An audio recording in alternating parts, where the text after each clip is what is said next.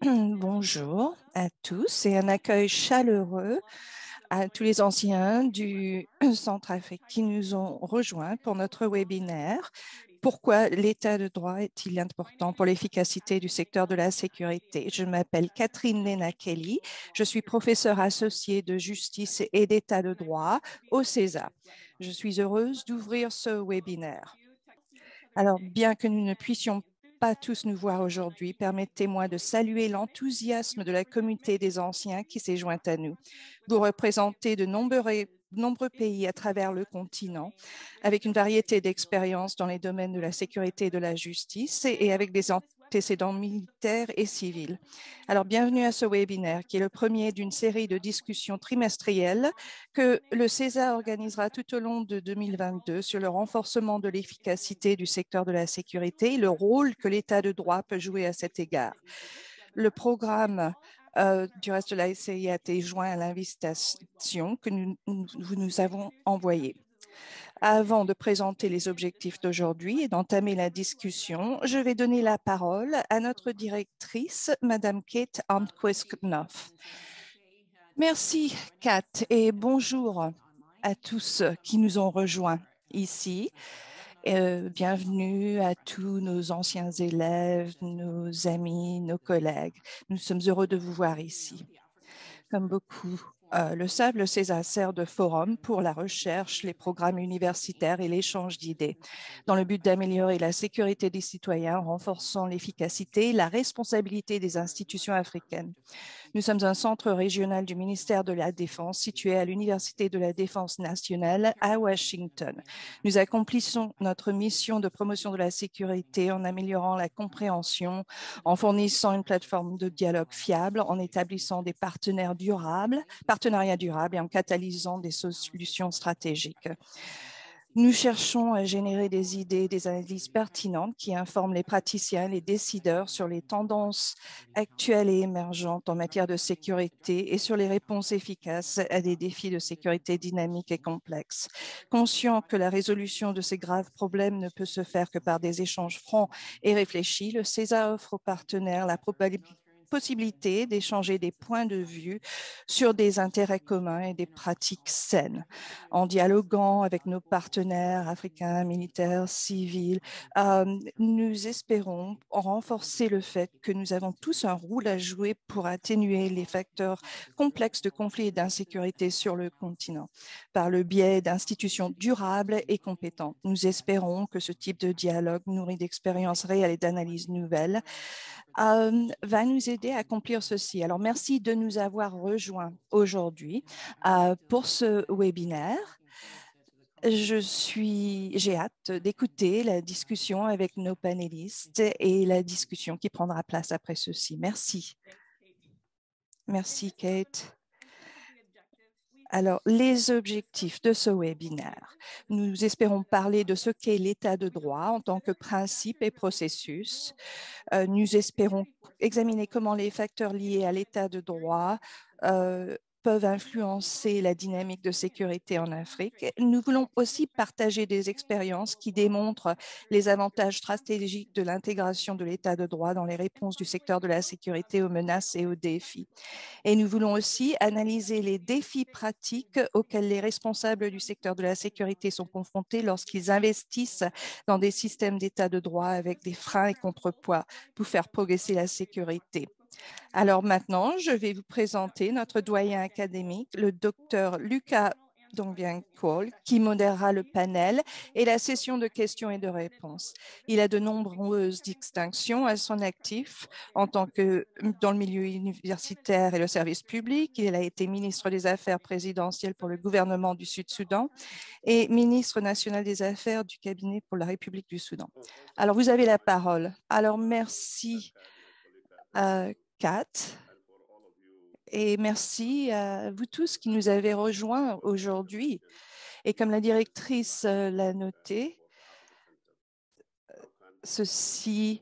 nous voulons examiner ce sujet. Comment est-ce que l'état de droit peut améliorer l'efficacité du secteur de la sécurité en Afrique? Alors, je suis heureux d'accueillir des experts chevronnés sur l'état de droit et le secteur de la sécurité. Vous avez leur biographie, donc je ne vais pas, je vais garder ma présentation brève et donc je vais noter quelques points saillants. Je vais commencer avec le général Tia. Il est commandant adjoint de la gendarmerie nationale et directeur adjoint de la justice militaire au Sénégal. Il est un spécialiste sur l'état de droit, la bonne gouvernance, la réforme de la police et la protection des civils dans les zones de conflit. Il enseigne à l'Institut des droits humains du Tchad à Dakar. Il enseigne aussi au Centre pour les études. Il a été membre du comité scientifique au Forum international de Dakar sur la paix et la sécurité en Afrique. Il a accompli des missions de terrain pour l'ONU au Sénégal, République du Congo et Haïti. Il est aussi diplômé de l'université à Dakar et aussi d'une université et du Collège des affaires de sécurité à Washington. Donc, c'est vraiment quelque chose qui est très chevronné à propos de notre sujet aujourd'hui. Alors, nous sommes heureux de vous accueillir ici aujourd'hui, Général Thio, et vraiment ravis d'avoir votre participation. Le deuxième panéliste est le docteur Ibrahim Ouani. C'est un consultant indépendant spécialisé dans les droits humains, la justice transitionnelle, la gouvernance et les réformes institutionnelles et le renforcement des capacités. Il a servi au Commissariat des Nations Unies aux droits de l'homme et il a aussi servi au Sud-Soudan sur les droits humains et aussi pour la Commission sur l'Afrique. Il a été professeur de droit à l'Université du Missouri aux États-Unis, mais aussi important pour le CESA. Il a été doyen académique bien avant moi. Il a commencé sa carrière en tant que dans le service diplomatique et il a reçu sa licence en Ouganda et il a un diplôme de droit de l'Université de Virginie. Alors, nous sommes ravis de vous voir revenir chez vous ici et nous sommes très, très heureux de vous voir à nouveau avec nous. Je vais aussi présenter ma collègue Catherine Kelly. On l'appelle Kat. C'est plus rapide. C'est comme ça qu'on l'appelle au jour le jour.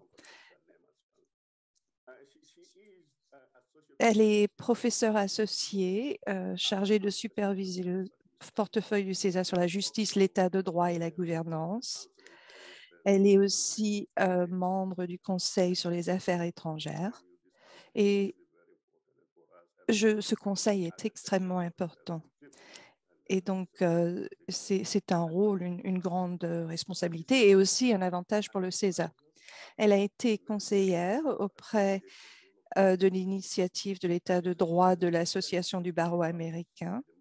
Elle a énormément publié sur la sécurité, la gouvernance, l'État de droit en Afrique, en livres et aussi en articles universitaires. Elle a un doctorat de gouvernement de Harvard et elle est la responsable de ce programme et nous sommes ravis qu'elle soit avec nous aujourd'hui. Alors, comme Kat l'a dit, nous allons parler de l'état de droit. C'est un concept qu'on doit établir pour avoir une signification pour cette discussion. Et comme vous l'avez vu, à partir du titre de ce webinaire, comment est-ce que l'état de droit peut améliorer l'efficacité du secteur de la sécurité en Afrique? Alors, basé sur vos travaux, sur ce sujet. J'aimerais que vous nous disiez d'une manière simple les caractéristiques clés de l'état de droit qui veulent dire que ceci est important pour l'efficacité de l'état de droit. Et si vous pouvez répondre en 6 minutes, plus ou moins. Alors, merci, docteur Lucas. En gros, l'état de droit est un principe et un processus. En tant que principe, l'état de droit, c'est l'idée que tout le monde est traité de la même manière par la loi, qui qu'il soit. Donc, l'état de droit contraste avec le concept de la gouvernance par le droit, où ceux qui sont au pouvoir constraignent le comportement des autres, mais pas le leur. En termes de processus, l'état de droit, ce n'est pas seulement à propos de comment on applique la loi, mais c'est aussi à propos de s'assurer que l'égalité de tous est un élément tangible sous la loi. Et donc, d'élaborer ceci est un processus continu qui implique l'État, les forces de sécurité et les citoyens eux-mêmes. Et donc, ces fonctionnaires de l'État établissent des liens de confiance avec les citoyens basés sur des normes locales, régionales ou internationales. S'assurer de l'égalité de tous sous la loi. Et donc, comme pratique, ça fait partie du gouvernement d'établir et de maintenir un contrat social avec le peuple. Pour répondre sur ces idées, règles de droit et des composantes, je vais en mentionner quelques-uns. Les pays avec règles de droit, état de droit robuste ont des gouvernances cohérentes. Les universités disent que c'est l'idée que vous pouvez anticiper quelles seront les conséquences de choix que vous pourriez faire de votre comportement du moment que vous compreniez la loi. Donc, la transparence concernant la loi, son application est aussi une partie importante de l'état de droit. Le contenu aussi des lois importe aussi. Les pays avec l'état de droit robuste, les pays avec règles de droit, état de droit robuste offrent des protections, des libertés pour tous les citoyens au même niveau, les mêmes libertés. Je m'excuse un moment, il y a un problème dans la technique, mais je continue. Comme je le disais, et autre chose qui est important, c'est que le contenu des lois est important. Les pays avec un état de droit robuste offrent des libertés, des protections sous la loi pour tous les citoyens au même niveau. Le degré des punitions doivent être appropriés au crime aussi.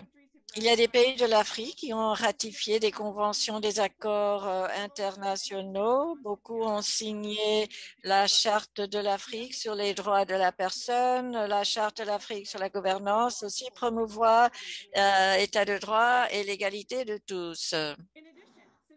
De plus, l'accès des citoyens aux options étatiques et non étatiques de la justice aussi fait partie de l'état de droit. Tous les citoyens ont toute une gamme de services de la justice. S'ils ont une bonne connaissance des bénéfices, des avantages et ils peuvent faire des bons choix pour être bien desservis par la justice. Ensuite, le degré que les institutions de la justice comptent aussi les systèmes d'état de droit, ont des systèmes de poids et contre-poids entre la législative, le judiciaire, et comme ça, le secteur judiciaire peut opérer mieux opérer et cela fait le contrepoids aussi avec le pouvoir exécutif. Et comme cela, on peut s'assurer de l'application de loi au même niveau également pour tous. L'agenda de 2063 avant cela pour faire appel à une Afrique où les gens auront accès aux services du judiciaire tous au même niveau. Alors, état de droit est en place. Il y a des mécanismes en place pour assurer leur application, leur mise en œuvre. Les leaders sont aussi assujettis à ces mêmes lois et les gens doivent avoir un accès à la justice pour se rendre l'un à l'autre redevable. Cela nécessite des libertés civiles et pour être sûr que tous les citoyens vivent sous la loi de façon égale. Alors, pourquoi est-ce que cela importe dans le secteur de la sécurité? La réponse rapide, c'est parce que la justice et l'état de droit sont vitales, essentiels pour que le secteur de la sécurité puisse bien faire son travail. La paix et la sécurité nécessitent un niveau très élevé de confiance entre le gouvernement et les citoyens. S'il n'y a pas la confiance à cause de l'historique, à cause des abus par le passé, des perceptions de corruption dans l'État ou même des frustrations, des réponses très lentes vis-à-vis de la criminalité, les forces de la sécurité peuvent mieux faire leur travail si le peuple, si la population leur font confiance. Donc, les succès du secteur de la sécurité dépendent des relations avec les citoyens.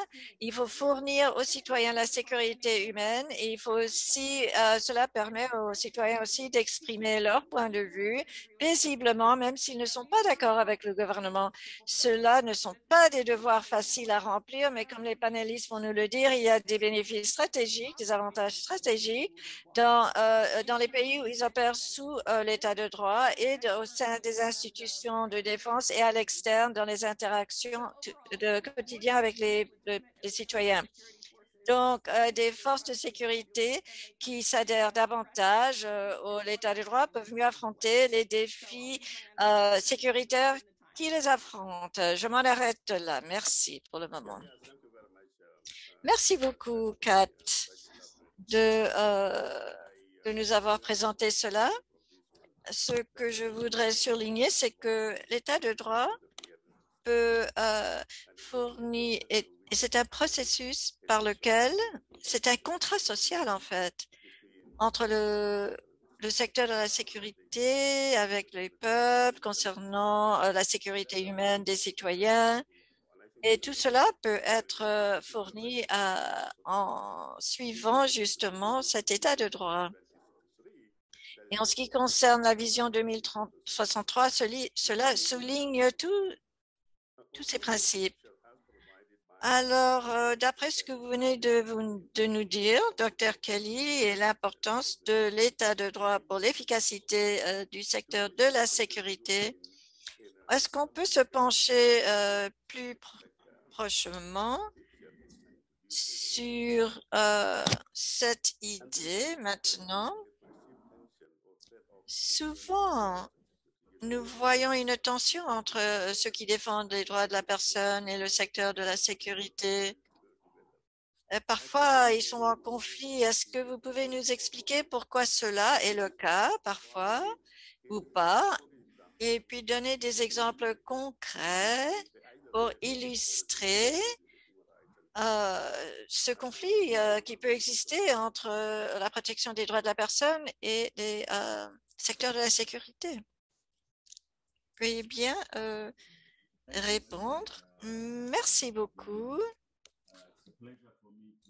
C'est un plaisir pour moi d'être ici avec vous. Vous avez posé une question fondamentale et je vais tenter d'y répondre dans le peu de temps que j'aurai à y répondre. Je vais continuer avec ce que Dr. Kelly a dit.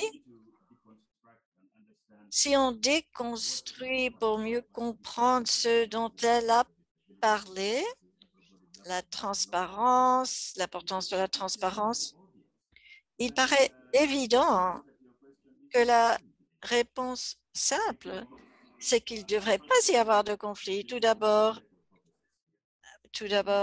lorsqu'on parle de la protection des libertés, ceci sont les choses justement que la sécurité doit assurer. En principe, donc, comme je l'ai dit, on ne devrait pas avoir des tensions entre les deux. Et pour le programme Agenda 2063, on renforce l'importance de de l'état de droit, non seulement pour la sécurité, mais pour le développement économique. Les études entreprises par la Banque mondiale en 2018, une étude sur la paix étudie la proposition que la sécurité et la justice doivent opérer en alignement avec l'état de droit pour contrer les violences et même les éviter. Et je pense que l'expérience, non seulement en Afrique, mais partout dans le monde, indique très fermement que les forces motrices, justement, de conflits souvent proviennent du manque de sécurité et des libertés. Si on se penche sur les manifestations, les mouvements sociaux, Rwanda, Éthiopie, autres pays, tous les conflits avaient ce sentiment sous-jacent d'inégalité, d'injustice. Et c'était la base justement des actions qui ont été entreprises contre les gouvernements. Alors, je pense qu'en principe, on ne devrait pas, il ne devrait pas avoir de tension entre les deux. Mais en fait, oui, il y a des contradictions, des tensions qui remontent à très loin dans l'histoire. Ça y fait partie avec la loi a été utilisée par le passé comme instrument de contrôle des citoyens. Et donc, pendant la période coloniale, après l'indépendance, il y a eu une période courte d'euphorie, d'indépendance, de joie, mais cela rapidement s'est amoindri avec des États gouvernés par les gouvernements répressifs, les militaires. On a des exemples, Idi Amin en Ouganda, par exemple, et puis en Éthiopie, on a vu cela, etc. Alors, la perspective importante ici, il faut il faut s'axer sur l'État s'occuper de sa propre sécurité, de la sécurité du régime.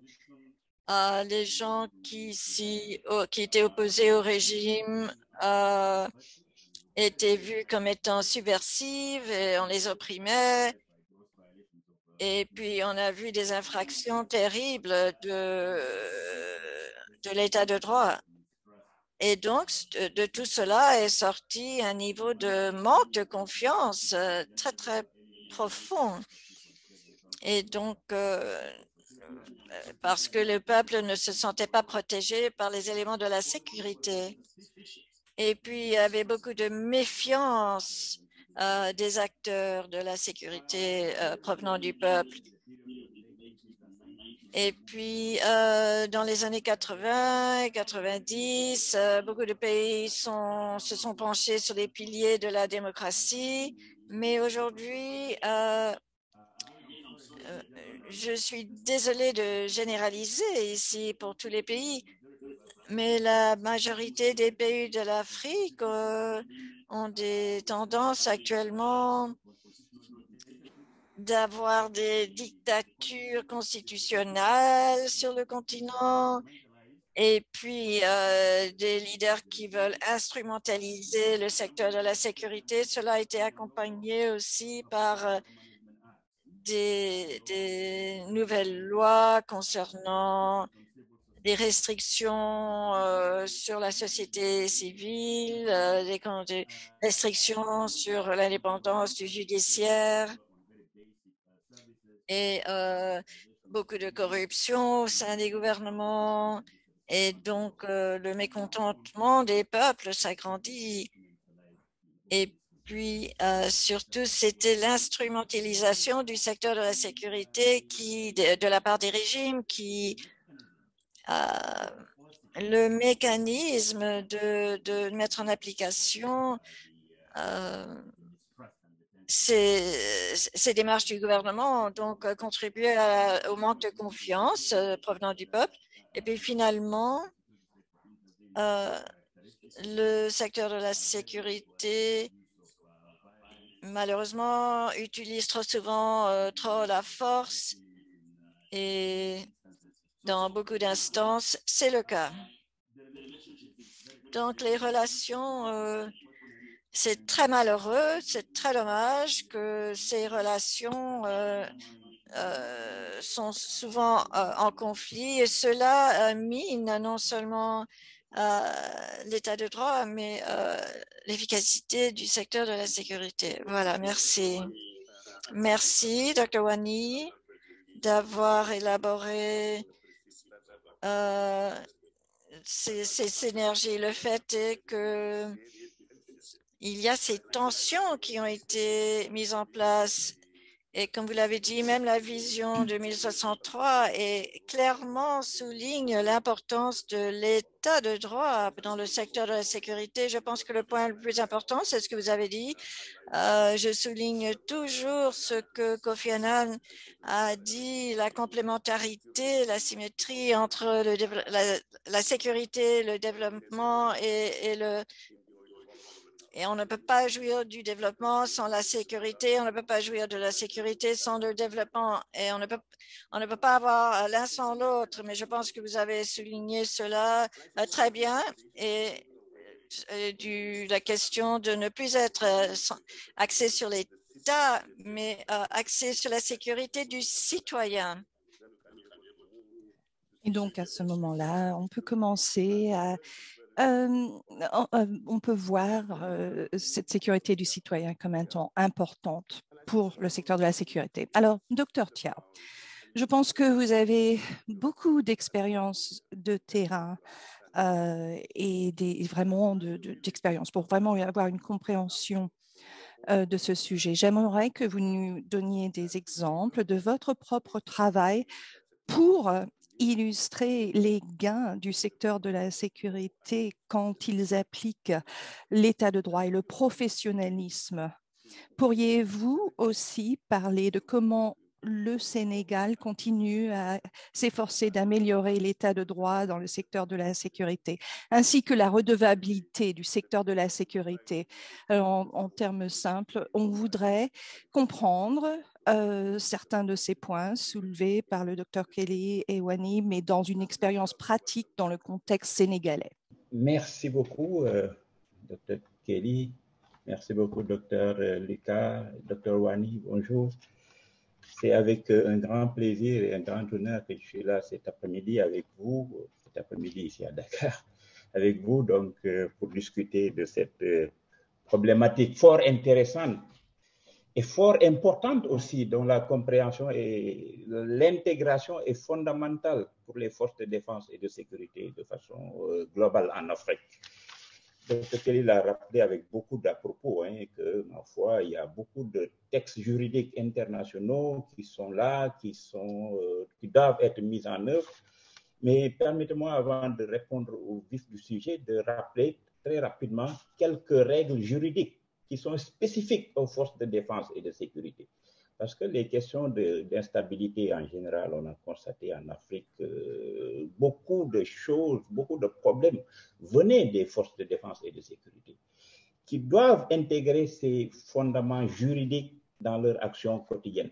Alors, très rapidement, je vais rappeler quelques textes au-delà de la Charte africaine des droits de l'homme et des peuples. Il y a les fameuses conventions de Genève, que tout le monde connaît maintenant, la convention de 1984 contre la torture, le statut de Rome de la Cour pénale internationale. Il y a aussi une profusion de textes onusiens sur les principes de base sur le recours à la force et l'utilisation des armes à feu par les responsables de l'application des lois. Un texte très détaillé qui fournit dans les détails dans quelle mesure la force doit être utilisée, parce que les forces de défense et de sécurité ont la responsabilité régalienne, un tout petit peu l'usage de la force légitime, pour ainsi dire. Et cet usage doit être encadré dans le cadre d'un état de droit. Et ma foi, c'est la responsabilité fondamentale des forces de défense et de sécurité de les appliquer. Et pour revenir un peu plus spécifiquement en Afrique de l'Ouest, il y a la fameuse Charte africaine sur la démocratie, les élections et la bonne gouvernance, qui est un texte dans l'espace CEDEAO, qui regroupe 16 pays en Afrique de l'Ouest, qui est un texte fondateur en matière de respect, en tout cas, des règles de l'état de droit, et les fameux protocoles sur la démocratie et la bonne gouvernance. Cette institution communautaire aussi impose aux États d'avoir un certain code de conduite à l'égard des forces armées et de sécurité en Afrique. C'est un code de conduite qui a été adopté en 2011, mais qui, de notre point de vue, n'est peut-être pas suffisamment vulgarisé, qui fixe un peu un cadre réglementaire des relations entre les civils et militaires. Tiens, tantôt poser la question, Dr Lucas, pourquoi les défenseurs des droits de l'homme ont de façon générale beaucoup de conflits avec les forces de défense et de sécurité, peut-être parce que de part et d'autre, les responsabilités ne sont pas bien comprises et puis ne sont pas... Voilà un tout petit peu, bon, ce qui concerne le Sénégal, hein, la constitution du Sénégal de 2001, par exemple, met en exergue le respect et la consolidation d'un état de droit dans lequel les citoyens sont soumis aux mêmes normes juridiques sous le contrôle d'une justice indépendante et impartiale. Ça, c'est bien campé dans la Constitution. Et ma foi, les forces de défense et de sécurité, qui sont des institutions étatiques de façon générale, doivent être soumis à ces règles de droit-là aussi pour mieux faire leur travail. Alors, pour revenir à la question de façon beaucoup plus précise, quels sont les gains pour l'amélioration de l'efficacité des forces de sécurité? Quels sont les gains à intégrer, l'avantage à intégrer les principes de l'état de droit pour l'efficacité des forces de défense et de sécurité? Je vais donner très rapidement deux exemples. Au Sénégal, par exemple, récemment, le législateur a adopté ce qu'on appelle la présence de l'avocat dans la garde à vue. Ça, c'est le premier exemple. Le deuxième exemple sera tiré d'une façon dans le cadre de right control, contrôle de la foule, contrôle démocratique de la foule. Alors, la réforme de l'avocat dans la garde à vue. La garde à vue, c'est un peu quand l'officier de police judiciaire appréhende un citoyen parce qu'on le soupçonne d'avoir commis une infraction. Alors, il le retient pendant 48 heures sous le contrôle d'un magistrat, bien entendu, et pendant ces 48 heures-là, il fait l'enquête. Avant, l'avocat ne pouvait pas intervenir dans la garde à vue.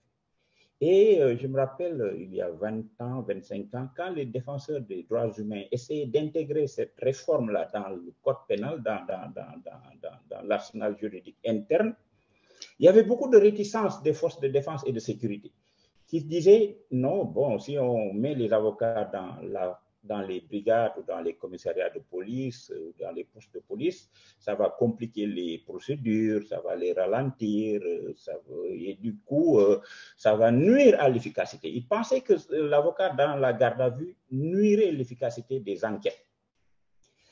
De fil en aiguille, le législateur a quand même abordé dans ce sens-là pour imposer l'avocat dans la garde à vue. Et dans la pratique, on s'est rendu compte que les officiers de police judiciaire, quand l'avocat vient, ils se sentent beaucoup plus en confiance. Pourquoi? Parce qu'avant que les avocats ne viennent dans les procédures, on constatait que les officiers de police judiciaire étaient mal protégés. C'est-à-dire que si un gardé à vue était blessé ou décédé dans la brigade ou dans le commissariat de police, cela créait beaucoup de problèmes. Et très souvent, ils étaient poursuivis. Maintenant que l'avocat est dans la garde, ils se sont rendus compte qu'au fond, c'est une protection supplémentaire. Ils sont beaucoup plus confiance en eux, d'abord, se sentent beaucoup plus protégés et du coup, les procédures deviennent beaucoup plus régulières. Ça, c'est un avantage certain à intégrer dans le travail des forces de défense et de sécurité les règles de l'état de droit. L'autre exemple, par exemple, que on a pu constater dans notre travail quotidien de policiers, de gendarmes et de forces de défense et de sécurité de façon générale, c'est le respect des formalités légales et réglementaires dans le cadre de ce qu'on appelle aujourd'hui le contrôle démocratique des foules. C'est le maintien de l'ordre ou right control, whatever, quel que soit le terme maintenu. En tout état de cause, il s'agit d'une confrontation entre des citoyens qui ont le droit de manifester, qui ont le droit d'exprimer leur mécontentement, leurs opinions, etc. Et, ma foi, en face des forces de défense et de sécurité qui sont mandatées pour maintenir l'ordre, que l'ordre ne soit pas troublé. Alors, les forces de défense et de sécurité, de notre point de vue ici, en tout cas au Sénégal, ont maintenant systématiquement font appel à la présence de l'autorité civile pour délivrer d'abord les réquisitions pour usage de la force, parce que la loi exige que ce soit l'autorité civile qui ordonne l'usage de la force. Et ma foi, après, l'autorité militaire essaie d'exécuter. Et délivre des réquisitions, fait des sommations réglementaires, c'est-à-dire le citoyen qui manifeste un peu violemment, peut-être souvent, a le droit d'être averti que les forces de défense et de sécurité vont faire usage de la force. Ça, c'est ce qu'on appelle les sommations, l'avertissement de façon bien visible. Et après, les forces de défense et de sécurité aussi ont l'obligation de faire un usage graduel de la force.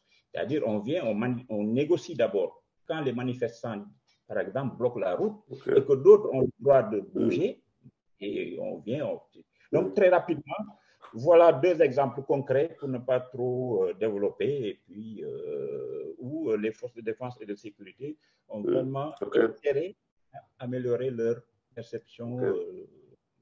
Voilà, merci. Okay. No, thank you very much, Dr. Thiaw, for this. Merci, Dr. Thiaw, pour ces exemples très concrets. Et j'aime beaucoup le fait que la présence d'un avocat dans la station de police peut améliorer l'efficacité et la confiance des services de sécurité. Et donc, c'est aussi cette problématique des foules et des manifestations et le fait que cette utilisation de la force, il y a un processus légal pour l'appliquer. Et c'est important parce qu'en Afrique, on voit souvent des manifestations, des émeutes, et il faut vraiment gérer cela dans le contexte de l'état de droit. Et je voudrais dire aux participants, si vous avez des questions, vous pouvez taper vos questions dans la boîte de chat en anglais, en français, en portugais, en arabe. Et donc, vous pouvez le faire maintenant si vous voulez. Alors, je vais maintenant Dr. Thiaw, encore vous, parce que vous avez votre expérience au Sénégal, mais vous avez l'expérience pour les missions de maintien de la paix. Et donc, je pense qu'il faut aller un peu plus loin que le Sénégal, mais votre travail sur le continent, votre mission avec l'ONU en RDC et la protection des civils et des droits humains dans des situations de crise. Pourriez-vous nous donner un exemple basé sur votre travail, sur comment la complémentarité, la synergie entre l'état de droit et la sécurité a été appliquée? Si vous pouvez aussi parler des défis de l'utilisation de l'état de droit pour la sécurité des citoyens. Alors, vous avez la parole pour à peu près 6 minutes, Dr. Thiaw. Voilà, mais merci beaucoup, docteur. Alors, le contexte un peu particulier des RDC, c'est effectivement, nous tous on le sait, malheureusement, c'est un climat d'instabilité où il y a la guerre à l'Est, les conflits armés. Et ma foi, depuis très longtemps, l'ONU est sur place et toute la communauté internationale, d'ailleurs, les autres partenaires bilatéraux sont sur place pour essayer d'aider le gouvernement congolais à asseoir une certaine stabilité, à asseoir les règles de l'état de droit. Je vais peut-être commencer par la question des défis. Parce qu'effectivement, c'est ça le véritable problème. C'est un défi énorme d'instaurer dans un pays en crise, dans un pays en proie à un conflit interne, ma foi, d'insérer les principes élémentaires de l'état de droit. Grâce à Dieu, j'ai pu donner le cas du Sénégal où l'avocat venait intervenir dès l'interpellation. Le ministre de la Justice a été clair pour sortir une circulaire pour préciser que dès l'interpellation d'un citoyen, il a droit à l'assistance d'un avocat.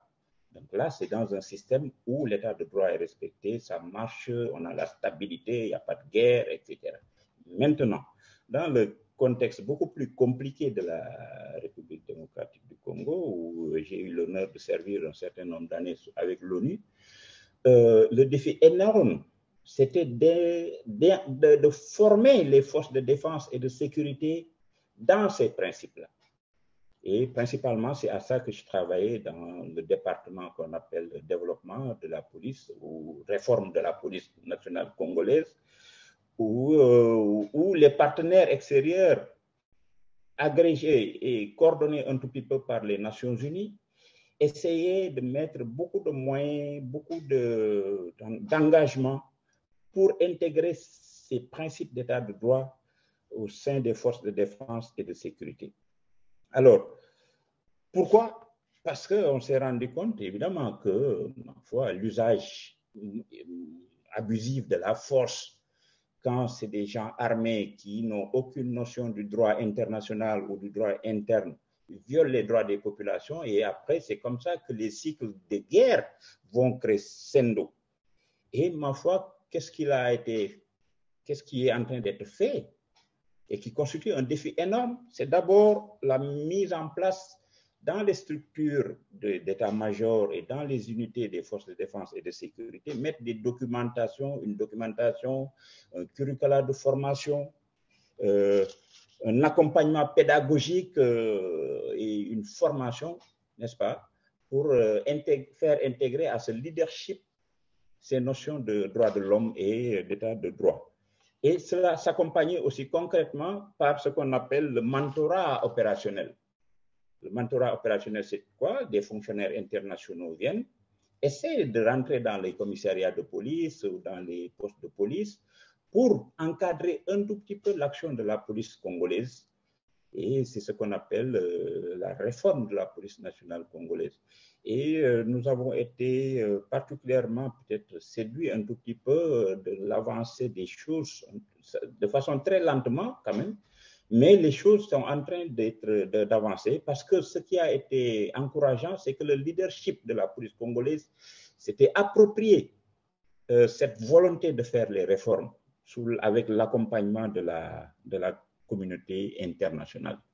Et cet accompagnement opérationnel aussi, évidemment, se faisait en état-major où, ma foi, on essayait de poser les cadres légaux, enfin, les Nations Unies et les partenaires, comme la JICA, l'Union européenne, la coopération américaine, la coopération allemande, GIZ, etc., essayer de mettre ce qu'on appelle un cadre légal des opérations de police et que chaque fois, dans le cadre soit de la formation, soit du mentorat opérationnel, et pour faire changer la perception que les forces de défense et de sécurité doivent intégrer ceci dans le travail pour la sécurité des citoyens d'abord, mais aussi pour leur propre sécurité juridique et physique en même temps. Parce que la violence appelle toujours la violence. Alors, ce leadership de la police congolaise comprenait d'abord que c'était de leur intérêt, parce que tout simplement, il y avait le droit pénal international aussi, ou le droit pénal interne, qui est là pour réprimer les abus. Et un leadership averti de ces questions-là, généralement, est beaucoup plus enclin à essayer d'appliquer les principes de l'état de droit dans leur travail quotidien, que ce soit en police judiciaire ou en police de la route. Donc voilà, c'est pour dire que le défi de façon globale dans ces contextes de crise dégradée, dans ces contextes de pays où il y a des conflits internes, le défi majeur, c'est la formation. La formation à tous les niveaux sur les thématiques spécifiques de respect des droits humains. Je crois que là, tout le monde l'a très bien compris et ça a été bien intégré. C'est vrai que c'est pas facile, hein. C'est pas facile parce que voilà, la plupart du temps, c'était des combattants qui intégraient, etc., et qu'il fallait changer, dont il fallait changer la mentalité, dont il fallait changer la manière de voir les choses et instruire. Mais ma foi, voilà, c'est un travail de longue haleine qu'il convient de continuer et qui constitue un véritable défi quoi, pour ces pays en crise-là. Au total, voilà un tout petit peu que l'intérêt bien compris est que la formation et l'instauration surtout du cadre institutionnel normal basé sur le droit par les forces de police, par les forces de défense et de sécurité, assure non seulement la protection juridique des forces de défense elles-mêmes, des officiers de police, des officiers de gendarmerie ou militaires, ça leur donne une certaine protection juridique, mais aussi ça leur donne une certaine protection physique, parce que tout simplement, en maîtrisant la violence, en maîtrisant l'usage étatique de la force, Et ma foi, il y a beaucoup moins de représailles et les conflits ont tendance dans ce contexte. Je sais que c'est un cadre un peu idéaliste, mais ma foi, c'est comme ça que les solutions seront trouvées. Merci.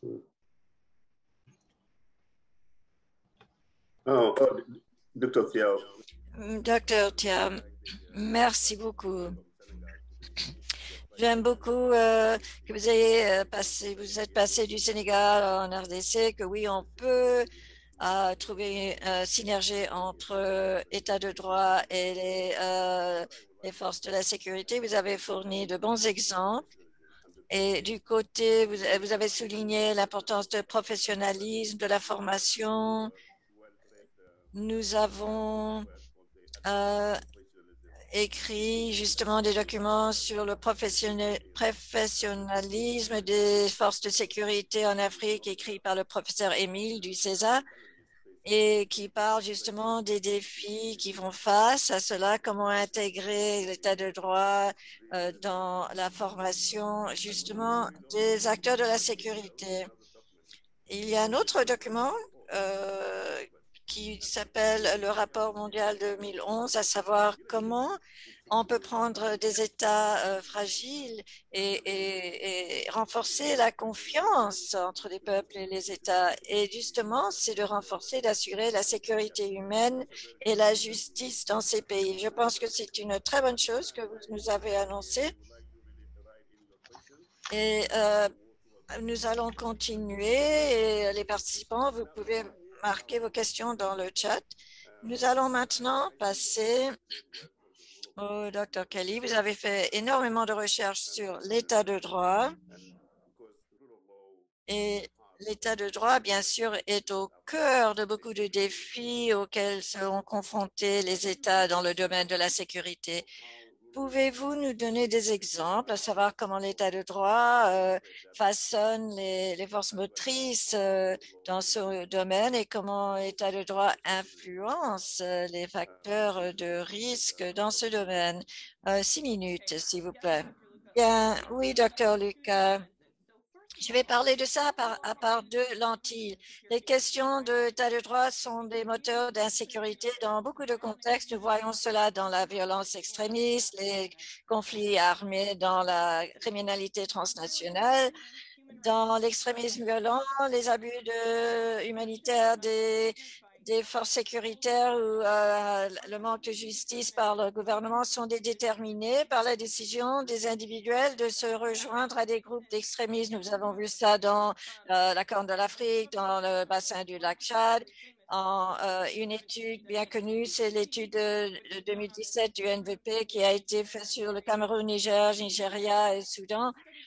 Et ceci a comparé l'histoire des gens qui se sont rejoints aux organisations extrémistes, l'historique, contrairement à ceux qui n'ont pas rejoint ces groupes extrémistes. En comparant ces deux groupes de personnes, ce qui était le composant le plus important, d'après cette étude, 71% des gens qui se rejoignent dans des organisations violentes ont dit que la raison finale, c'était que les forces de sécurité de l'État tuaient, abusaient de leurs droits, abusaient de leur pouvoir, tuaient les gens, les arrêter.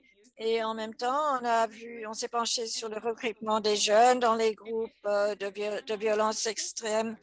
Et un des facteurs les plus importants pour les jeunes de se rejoindre à ces groupes extrémistes, c'était les perceptions ou l'expérience des abus provenant d'éléments différents de l'État. Ça peut inclure les forces de la sécurité.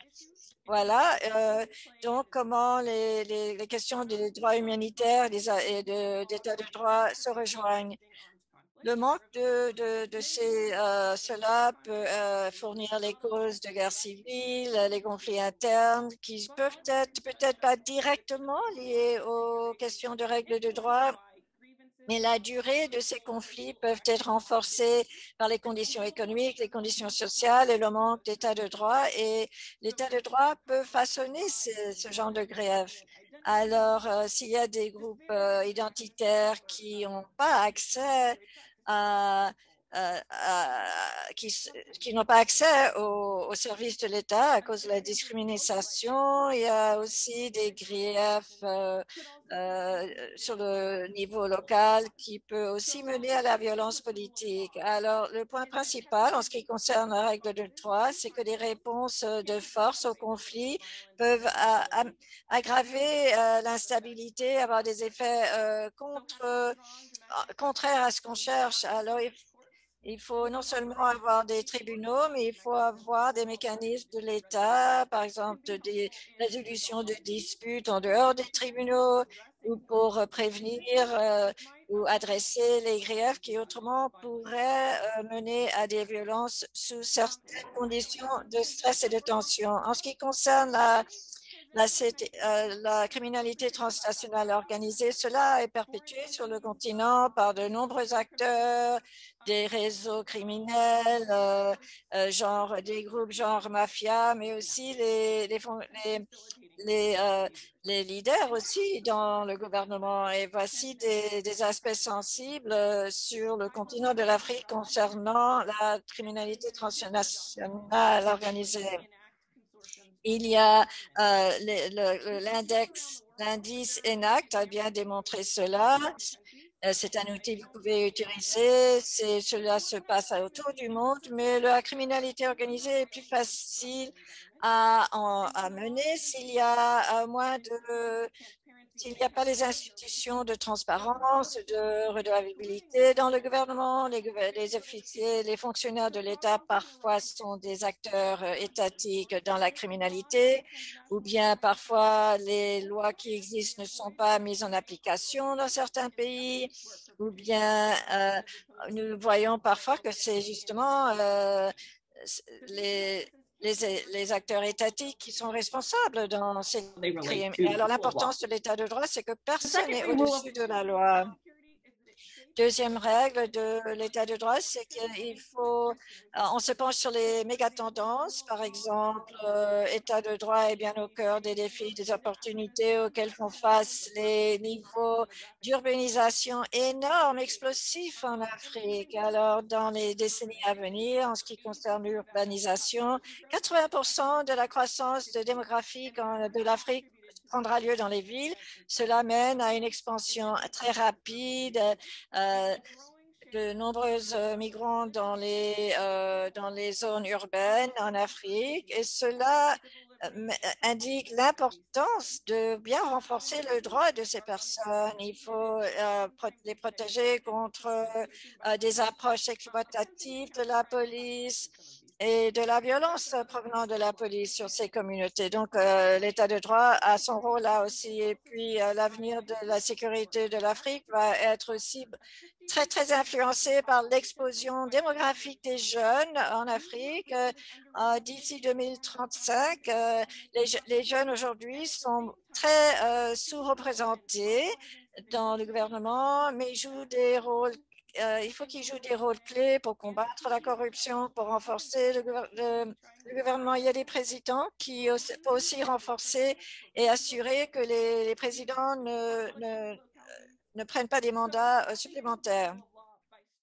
Alors, on peut renforcer les provisions de l'État avec une meilleure gouvernance, des opportunités de travail et d'éducation pour la jeunesse, pour ne plus les exclure et les engager de façon paisible dans la vie civile. Et voici quelques méga-tendances et je m'en arrête là. Merci beaucoup, Kat. Ce que vous avez dit, l'absence de l'état de droit est une force motrice pour les défis de l'insécurité et aussi pour la criminalité transnationale organisée et en frein à la paix. Je vais maintenant, je voudrais que vous concluiez, docteur.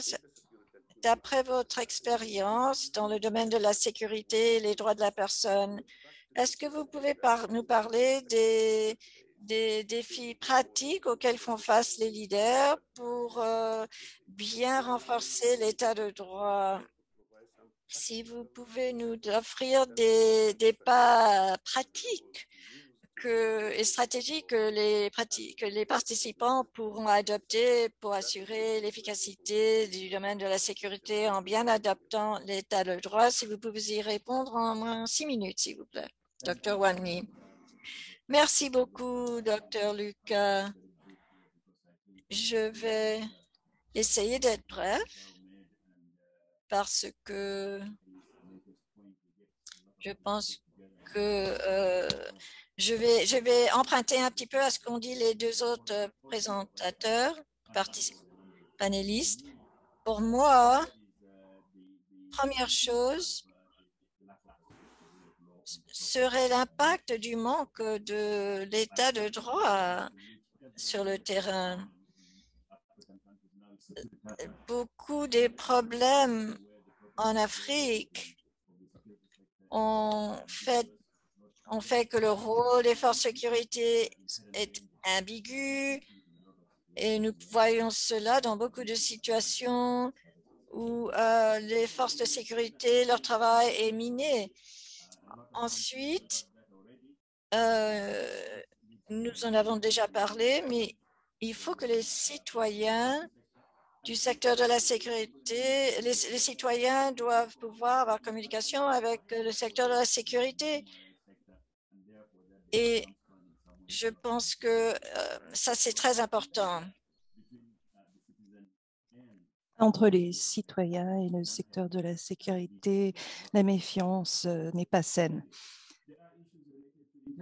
Et il y a des problèmes avec l'intégrité du secteur de la sécurité lui-même, qui doit se comporter, parce qu'il y a des préoccupations de corruption dans beaucoup de pays et aussi un effet de partisans. Et donc, un secteur de sécurité qui se comporte ainsi ne peut pas effectuer son rôle. Et donc, je ne vais pas parler de cas spécifiques, mais il y a des préoccupations à propos des capacités du secteur de la sécurité dans beaucoup de pays. Alors, que peut-on faire à propos de ceci d'une manière pratique? Alors, dans le contexte plus large et les défis qui nous font face, la plupart de ce qu'on a dit aujourd'hui va au-delà du secteur de la sécurité. Il y a des problèmes politiques, économiques et même à propos de l'État lui-même, ce problème ne peut pas être réglé par le secteur de la sécurité. Cependant, il y a beaucoup de choses qui peuvent être faites au sein du secteur de la sécurité. Et je vais emprunter des idées du général Thiaw. Et je pense qu'il faut appliquer l'état de droit et insister que ceci fait absolument partie du secteur. Souligner le fait que le secteur de la sécurité est une créature de la loi et que la mission du secteur de la sécurité est définie par la loi.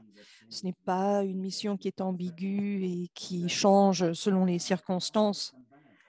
Il y a des poids et des contrepoids et de la redevabilité au sein du secteur. Et à ce moment-là, les règles deviennent très claires. Par exemple, le déploiement du secteur de la sécurité, les politiques, la doctrine, les règles d'engagement sont bien définies.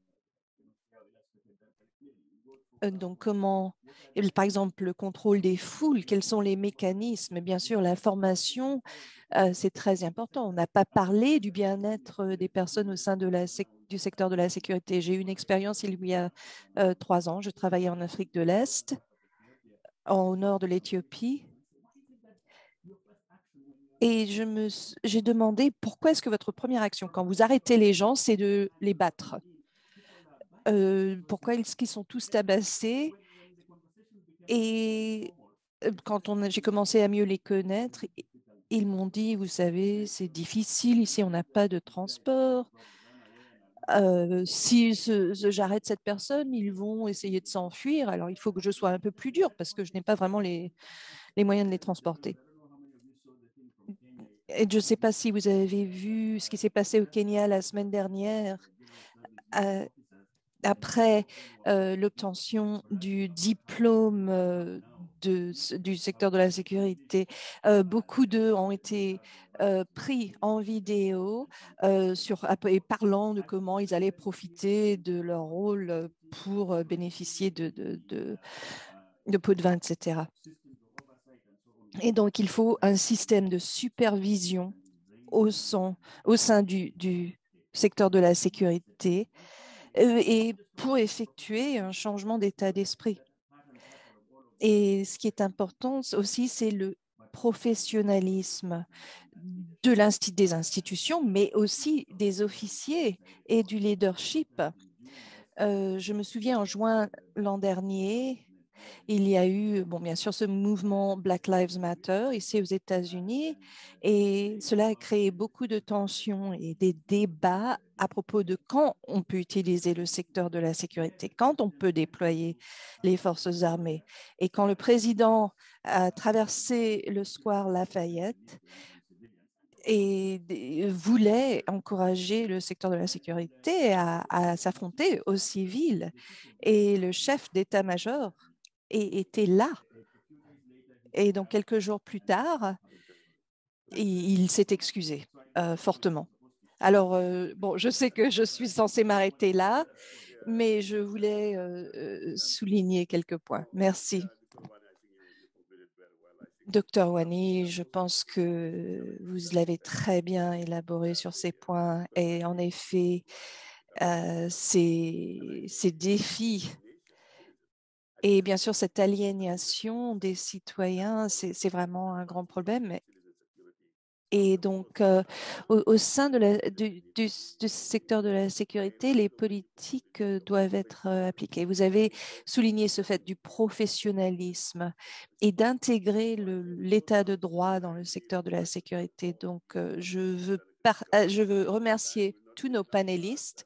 Je sais que nous n'avons pas assez de temps et qu'il y a énormément de questions. Alors, je ne sais pas exactement comment je vais faire ceci, mais merci à tous les trois d'avoir en fait amorcé ce débat. Et je vais maintenant passer aux questions et aux réponses. Alors, on va continuer à enregistrer, mais il y a quand même ce contexte de non-attribution. Vous pouvez taper vos questions dans la boîte de chat. Et donc, mais donc nos panélistes vont pouvoir répondre. Alors, je vais essayer de synthétiser un peu ce que je vois dans cette boîte de chat. D'abord, alors, bon, je vais synthétiser pour que vous puissiez peut-être répondre tour à tour. Alors, une pour Dr. Thiel. Est-ce que le processus de contrôle de foule démocratique est-ce que ceci s'applique aux manifestations qui ne sont pas autorisées officiellement? Quelle devrait être l'attitude des forces de sécurité quand cette foule, en fait, brise la loi, enfreint la loi? Et l'autre question, l'application de l'état de droit et donc ne devrait pas être... il faudrait peut-être en fait nommer ceux qui enfreignent les règles du secteur de la sécurité. Il y a un commentaire aussi à propos des conflits. Le droit des citoyens de manifester, de s'exprimer, peut être en conflit avec la responsabilité de maintenir l'ordre. Et les droits des citoyens semblent être sans limite, mais il y a des limites sur les droits de l'État dans ces cas-là.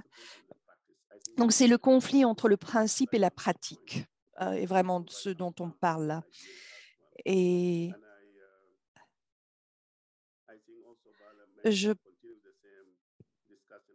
on peut continuer cette idée de l'état de droit et l'utilisation de la force et la légitimité, l'état de droit. La force, il sera bien de souligner un peu ce point. Dans les conflits militaires, quelqu'un a écrit l'état de droit est appliqué d'une manière qui ne respecte pas la dignité humaine. Dr Thiard, le général Thiard, comment l'application de l'état de droit dans les États fragiles, là où il y a des conflits, comment est-ce qu'on peut garantir l'état de droit en Afrique quand tellement de gouvernements sont dans des transitions de régime inconstitutionnelles? Alors, comment peut-on utiliser l'état de droit dans ces pays où il y a des transitions de régime inconstitutionnelles? On a parlé du constitutionnalisme et comment on peut introduire l'état de droit dans ce contexte. Dr Thiao, pourquoi est-ce que la CEDEAO intègre des pays qui ont un état de droit fort, mais pourquoi est-ce qu'ils ne donnent pas des solutions pour les autres pays pour qu'ils puissent... Ça, c'est le rôle des mécanismes régionaux, en fait, je pense, dans leur rôle pour intégrer l'état de droit au sein du secteur de la sécurité, mais aussi dans les États membres de la région. Et donc, si vous pourriez, Dr Thiao, commenter sur ceci.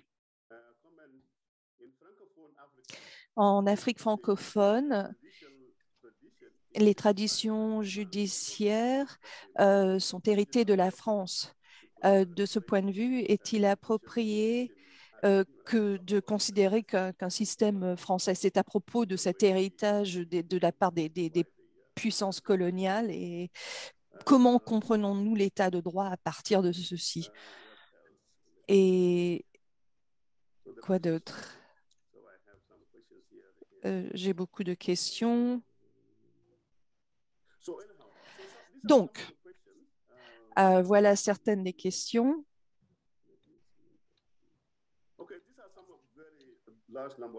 Donc, nous avons énormément de questions. Alors, je vais vous donner l'opportunité de répondre. Je vais commencer avec Dr Thiao à propos des questions. Voilà. Merci beaucoup pour ces questions. Je vais essayer de façon globale de prendre en compte toutes les considérations qui ont été prises ça et là. Alors, peut-être le premier aspect lié au respect du droit communautaire, comment ça se fait que dans sous-continent, pour prendre le cas de l'Afrique de l'Ouest, où il y a des gouvernements inconstitutionnels tantôt, des transitions qui durent, etc. Bref, toute cette problématique politique de gouvernement inconstitutionnel, comment dans ce contexte-là, appliquer les règles de l'état de droit.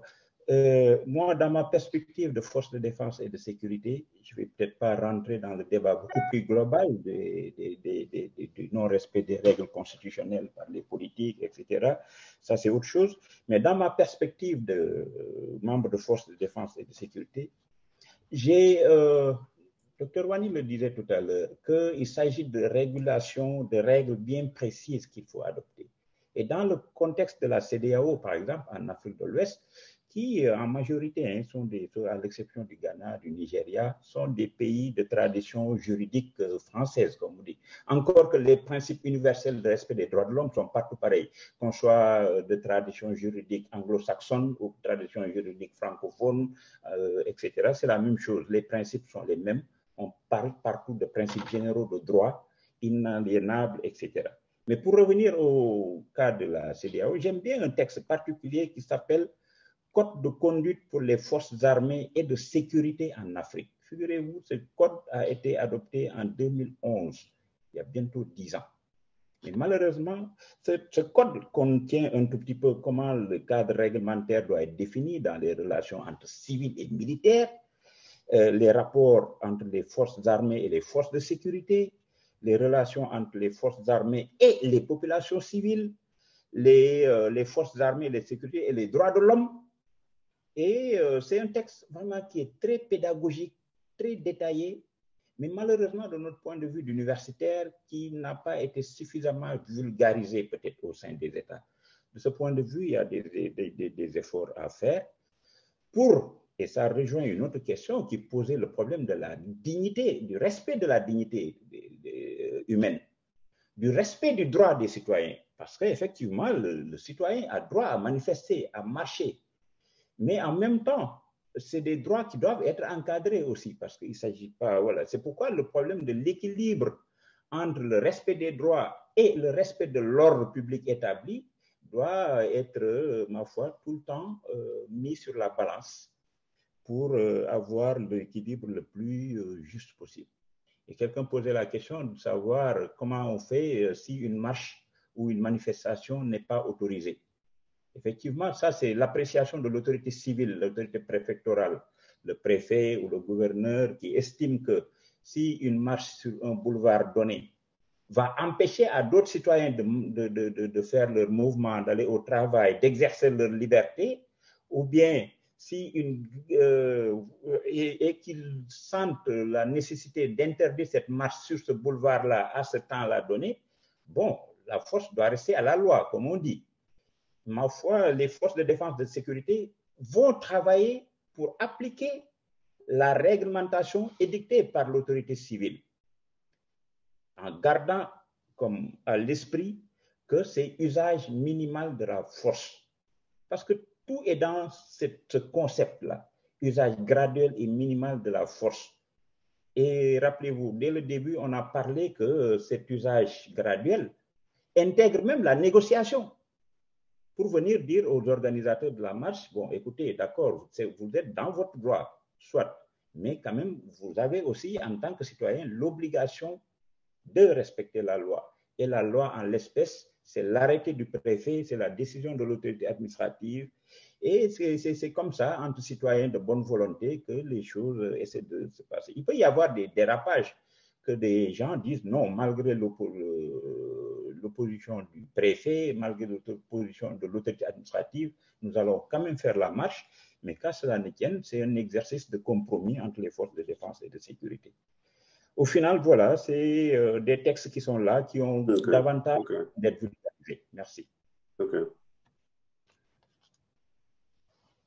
Yeah, thank you very much, Dr. Thiaw. I think, Merci beaucoup, Dr. Thiaw. Je crois que le Dr. Kelly va continuer la conversation tout à l'heure après le webinaire, mais je vais donner quelques minutes au Dr. Wani de répondre à quelques-unes des questions qui ont été posées. Juste quelques minutes, Dr. Wani, s'il vous plaît. Oui, merci, Dr. Lucas. Je vais être très général dans mes réponses à ces questions générales. Tout d'abord, l'équilibre des droits, des tensions entre le droit de manifester et l'obligation d'adhérer à la loi.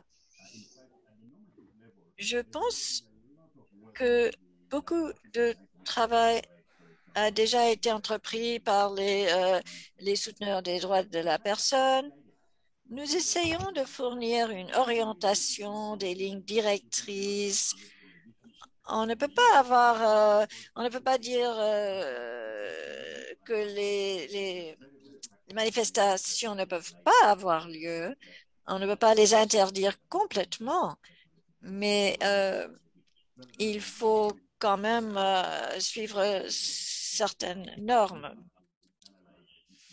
Il faut maintenir en tête le droit des citoyens. Ensuite, il y a eu beaucoup de dialogues parmi les États qui sortent de conflits.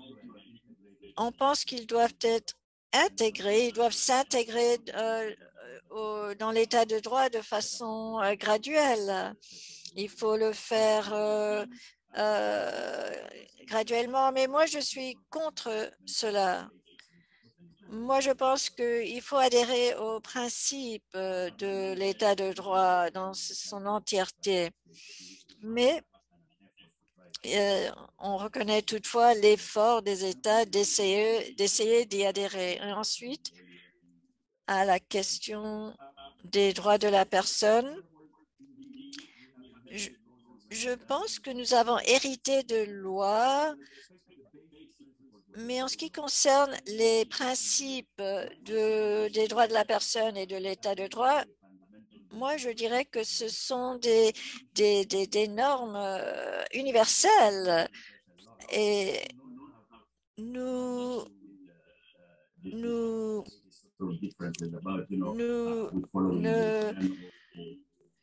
en ce qui concerne suivre le droit commun chez les anglophones ou bien la loi francophone, le droit à la vie, le droit à pouvoir se rassembler, le droit à la liberté de parole, toutes ces choses-là sont fondamentales pour tous. Merci. Merci, Dr. Wani. Je pense que nous allons continuer à cela avec notre conversation sur l'état de droit. Ma collègue Kat et nous tous au César, c'est un grand défi à savoir comment aborder cette question de l'état de droit.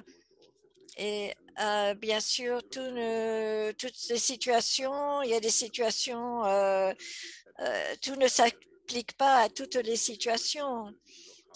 Bien sûr, l'état de droit doit avoir une base fondamentale. Mais maintenant, nous allons nous préparer à nous passer à la discussion ouverte. Dr. Kat, vous allez nous présenter cela. Je vais être bref parce que Dr. Tao et Dr. Wani ont bien abordé les questions que nous avons reçues. On pourra les discuter plus profondément pour ceux qui restent pour la séance suivante. Il y avait la question à savoir comment maintenir l'état de droit dans des régimes, dans les changements de régime anticonstitutionnels. C'est une question difficile, certainement, mais nous savons que c'est contre l'état de droit de faire descendre un gouvernement qui a été élu de façon démocratique. Une considération de l'état de droit, c'est comment avoir de la redevabilité dans ces situations-là. Voilà une question. Les acteurs de la sécurité, de la société civile et des citoyens en général ont ça en tête souvent. Et dans ces situations, cela revient à l'idée des principes. Et puis, il faut aussi que les citoyens restent engagés à leur engagement à l'état de droit et tous les acteurs pour continuer à s'efforcer d'engendrer le changement à travers utilisant des moyens juridiques. C'est des situations très difficiles que nous avons vues concernant ce qui s'est passé avec les coups d'État, avec les changements constitutionnels et même ce qu'on a. Mais en Afrique, quels sont les principes auxquels on s'adhère pour l'état de droit, comment cela peut fonctionner, comment revenir à des gouvernements élus de façon démocratique. Tout cela, ce n'est pas une question facile. Je voulais aborder cela. Quelqu'un a demandé, est-ce qu'on peut avoir l'état de droit sans l'indépendance du judiciaire? Bien sûr, l'indépendance du judiciaire vis-à-vis le pouvoir exécutif est très important. Des choses à retenir dans ce domaine. Je pense que les anciens élèves en pourraient discuter davantage. C'est à savoir comment le Conseil supérieur de la magistrature, c'est-à-dire les entités sortant du système juridique, comment peuvent promouvoir la façon que les juges sont nommés. Je pense que ces organismes peuvent fonctionner indépendamment des pouvoirs exécutifs. Dans certains pays, nous voyons que l'exécutif a abusé de leur pouvoir de nommer les juges. Et je pense qu'il faut vraiment promouvoir l'indépendance de cela. Et donc, cela est très important justement pour promouvoir l'indépendance du judiciaire, des questions difficiles, c'est sûr, mais autre façon de nous pencher à savoir comment mettre en place un judiciaire indépendant du pouvoir exécutif et que c'est primordial pour effectivement avoir l'état de droit. Merci beaucoup. Je remercie les trois panélistes. Comme nous disons au César, la conversation, le dialogue ne fait que démarrer. Je pense que vos questions présentent des points de réflexion importants concernant l'état de droit. Et tout d'abord, l'état de droit est fondamental dans la façon par laquelle on fournit les services de la sécurité. L'état de droit, c'est la force matrice de la stabilité. Il y a convergence, il y a synergie entre l'état de droit et les droits de l'homme.